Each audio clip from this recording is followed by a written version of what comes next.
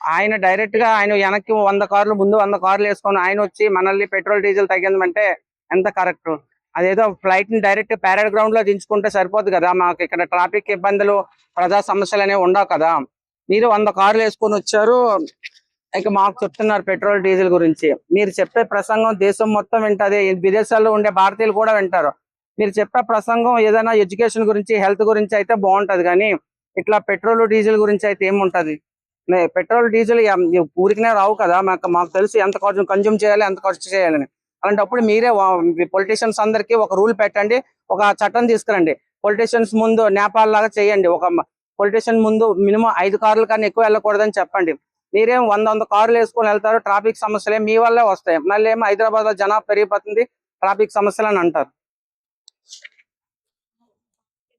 So అంటే ఇప్పుడు చాలా మంది ఏమంటున్నారంటే, ఇప్పుడు మోడీ గారు అలా చెప్పడం కరెక్టే కదా, కొన్ని రోజుల తర్వాత ఇంకా బంగారం రేట్ అనేది చాలా వరకు తగ్గుతుంది, ఆడవాళ్ళు కొనుక్కోవడానికి బాగుంటది అని చెప్పి అంటున్నారు. దానికి మీరేమంటారు? మీరు హిందీ న్యూస్ లో వేరే న్యూస్ చూసుకుంటే కొంతమందిని అంధభక్తులు అంటారనమాట. ఇప్పుడు అది సపోర్ట్ చేసేవారు ఎవరైనా అంధభక్తి అనమాట. నేనైతే అంధభక్తి కాదనమాట. ఎవరైతే అంధభక్తులు వాళ్ళు 100% ఓకే అంటారనమాట ఆయన ఏం చేసినాను.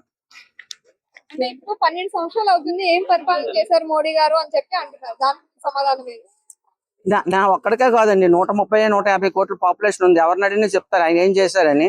అని అది చెప్పుకుంటూ ఆ ప్రసంగం ఈ ప్రసంగం ఇచ్చుకోవడమే తప్ప, మీరు బీజేపీకి చూస్తే మన సౌత్ లో ఎక్కడ కూడా పెద్ద మెజారిటీ ఉండదు, సీట్లు కూడా ఉండవు.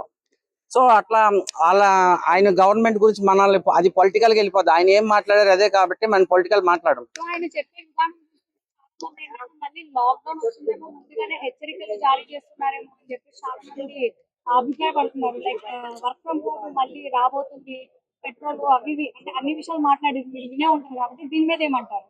ఇప్పుడు నేను ఏదైనా మంచి చేశాను అనుకోండి, ఆ మంచి ఆటోమేటిక్ వెళ్ళిపోతుంది. నేను ఏం చేయనప్పుడు నువ్వు ఏం చేసావు నన్ను అడుగుతారు కదా. అందుకు ప్రజలని పబ్లిక్ ని మిస్లీడ్ చేయడం కోసం ఇట్లాంటివి చెప్తా ఉంటారు అనమాట. అంతే కదా. మరి అక్కడ డెవలప్మెంట్ చేస్తే డెవలప్మెంట్ కనిపిస్తుంది కదా, మీరేం చెప్పక్కర్లేదు కదా. ఇట్లా మీరు ఇలాంటివి మనసు సైడ్ ట్రాక్ చేయడం కోసం ఇట్లాంటి క్రియేట్ చేస్తూ ఉంటాయి. ఇప్పుడు ఇంట్లో ఉండే లేడీస్ ఏమనుకుంటారు, అమ్మో నా బంగారానికి నేను లెక్క చెప్పాలనేటట్టు ఆలోచిస్తూ ఉంటారు. బంగారం అనేది అమ్మమ్మ వాళ్ళ అమ్మ దగ్గర నుండి మనకు వచ్చింది.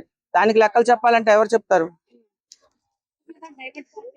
100% డైవర్స్ పాలిటిక్స్ చేస్తారు అంతే.